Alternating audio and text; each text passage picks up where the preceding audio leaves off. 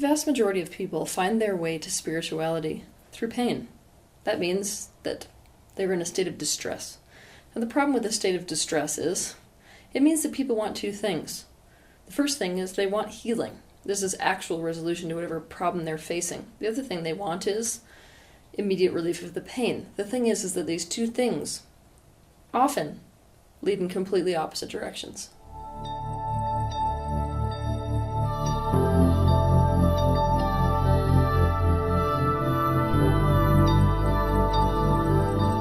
You're familiar with anesthetics, things like morphine, things like Novocaine. These things are designed specifically for pain relief. But there's a downside to them if they're being used in the wrong situations or the wrong ways. Pain exists for a reason. It's always an indication that something needs to be paid attention to, done, or changed, so a person can come back into alignment with well-being. For example, let's say that you put your hand on a hot stove. When you feel the pain, that's an indication that your body is telling you that you need to do something. That something is to take your hand off the stove, otherwise you're going to burn your hand to a crisp. If you couldn't feel that pain of having your hand on a hot stove, the point is that it would burn to a crisp, so you can see that the pain is actually not against the person, it's for them. It is the misuse of painkillers that is the real concern when it comes to spirituality and the self-help industry. To understand more about this, you can watch my video titled Spiritual Bypassing. Physical anesthetics are not the only kind of painkiller. You've got thoughts, you've got behaviors, you've got beliefs, you've got all kinds of things that can serve as a painkiller. And it's these that we are primarily interested in when we're talking about the self-help and the spiritual industry, and the dangers thereof. The thing about these painkillers is that they're by definition a coping mechanism, and coping mechanisms by definition mean that you're not going to make a change. A coping mechanism is by definition an alteration you make, a thought or a behavior, that makes it so that you can adapt to whatever it is that's causing you distress. That implies that you're going to find a way to deal with it, not do something to change it. For so many people, spirituality is just one giant coping mechanism. Religions have been teaching their congregations to use spirituality and the different beliefs and practices inherent in it as a coping mechanism for thousands of years. To learn more about this, watch my video titled Spirituality, the Great Coping Mechanism.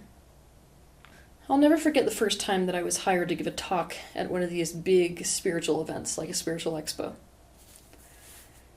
It was a pretty jarring experience for me. It was one of those experiences where you've got hundreds and hundreds of booths and you've got like 30 plus speakers that are scheduled throughout the event to give speeches. And I remember sitting there and watching people mill around and buy their products and to sit in those audiences and listen. And I remember very distinctly thinking that I remember watching people who looked exactly like this. And it was at a methadone clinic. Long story short, it was at this very event that I coined the term Novocaine Spirituality. It's one that I would like you guys to adopt and spread around.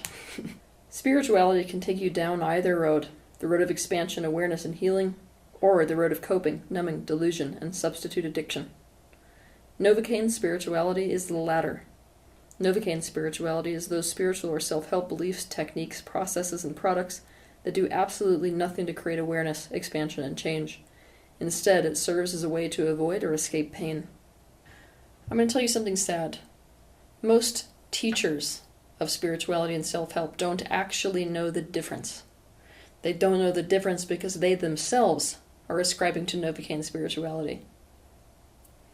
What these teachers and what these people do is they experience the relief from pain. And they mistake that relief from pain as the same as healing. But we all know that it's not the same thing. I mean, I could go and I could inject you with some kind of a Novocaine, in which case you'd be like, oh, I feel better, but that doesn't mean the broken bone is healed. And in fact, if you thought it was, you'd get up off the table and probably damage yourself a lot worse. The other sad truth is that there's a hell of a lot of very healing things that actually feel worse in the short term. Basically, many people don't use these Novocaine thoughts or techniques in the right way at the right time. And a sadder truth still is there is a great many companies, a great many teachers, a great many people in the spiritual field that actually don't care whether what they're selling is spiritual Novocaine. Why? Because it sells. because it's what people ask for. Coping, numbing, and delusion and substitute addiction is what they themselves are doing. They don't care because it's immediate relief. Because of this, it's easy to sell. It guarantees to keep on selling. People flock to these events and sit in these seats eager to get their hit of good-feeling stuff. But because it's being used as a coping mechanism, nothing in their life actually changes. So their only hope of feeling good again is to come back for a hit again. These products and these seminars fail to actually benefit people at this point. Because instead of it actually being an agent for change, positive change in people's lives, it becomes where people go to get their fix. And you can make a hell of a lot of money on people getting their fix. People become addicted to Novocaine Spirituality for the same reason they get addicted to painkillers. To understand more about addiction, I want you to watch my video titled Addiction and How to Overcome Addiction.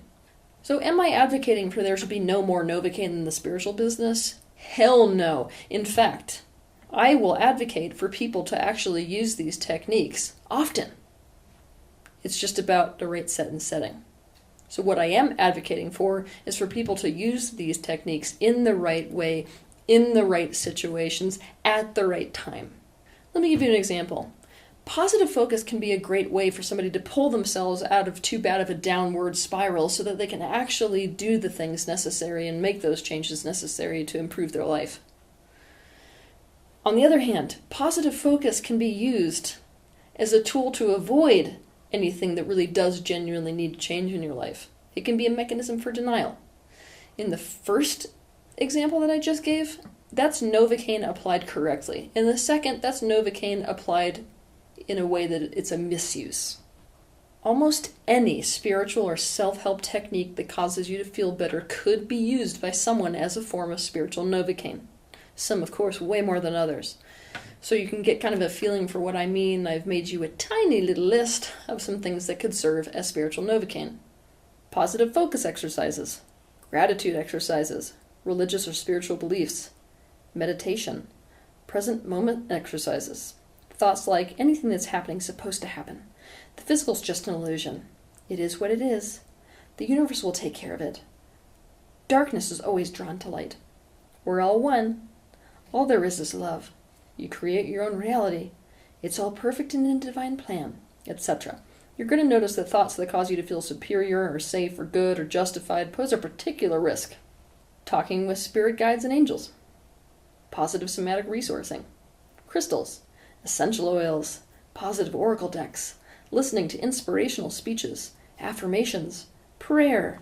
Religious rituals or mantras. Spiritual medicines, including shamanic plants and or their compounds. Retreats, workshops, seminars, and expos, yoga, energy work. Notice how so many of these things that I just listed as a potential risk for spiritual Novocaine can in fact be the very things that cause someone to awaken.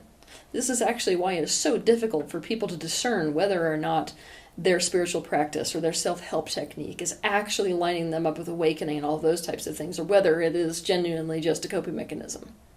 What's super detrimental is when we're in situations, especially in our adult life, where we actually do have the power and the resources necessary to create actual change to whatever it is that we're experiencing. However, in alignment with that ingrained belief in our own powerlessness, what we do is we just immediately indulge in whatever self-help technique or spiritual methodology that enables us to just put up with it and to convince ourselves it might be okay.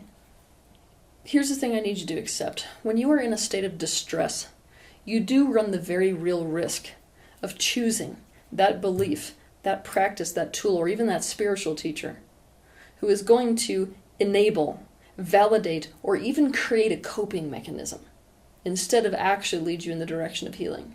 When this happens, your ego has hijacked your spiritual practice so as to keep you away from feeling pain no matter the cost. In order to become fully conscious and to make the right choice of spiritual tool to use or to give other people at a given time, we have to see the shadow side of any and all of our spiritual tools. If you're interested in letting go of your coping mechanisms, including spiritual Novocaine, watch my video titled How to Let Go of a Coping Mechanism. Take a look at your self-help / spiritual thoughts, techniques, processes, beliefs, books, products. And I want you to look at them through the lens of, how could this potentially be a coping mechanism? Make a list of them. How do they help you deal with distress? These tools may genuinely benefit you, but for the sake of this exercise, you're going to play the devil's advocate. From this perspective, look for and argue the points against these things. How could each one be a painkiller? If each one was a coping mechanism, what potential downsides could there be to that coping mechanism? How does each one not work? Now, awareness, as we know, is the first agent for change. Doing this type of a practice enables you to potentially see the shadow side, or let's call it the negative side, because shadow just means unconscious, of all of these tools, all of these methods, all of these beliefs that you could be holding spiritually. Now, doing that makes it so the tool no longer uses you. You now have the access to conscious free will and choice about how to use it. What I am asking you to do is to take each one of these thoughts, each one of these beliefs, each one of these practices, each one of these products, and to genuinely ask yourself the following question. How could this potentially be a detriment to me and to those around me and maybe to the world at large? What could be the negative side of this belief or practice? So often people think that they are getting more awakened and more aware and more, spiritual. When really what's happening is they're just developing stronger and stronger and stronger and stronger coping mechanisms. Now, these coping mechanisms will backfire one day. They will backfire on them. They will backfire on the people in their lives. They will backfire on the world in general, because coping mechanisms always do. It's all too common in the self-help and the spiritual field that people think they're healing when all that's happened is they've found a way to hook themselves up to a permanent morphine drip. For this reason, it's really important that if you are part of this field, that you find those things that enable your healing, that enable your expansion, that enable your awareness, and not your coping, your delusion, or your numbing. Have a good week.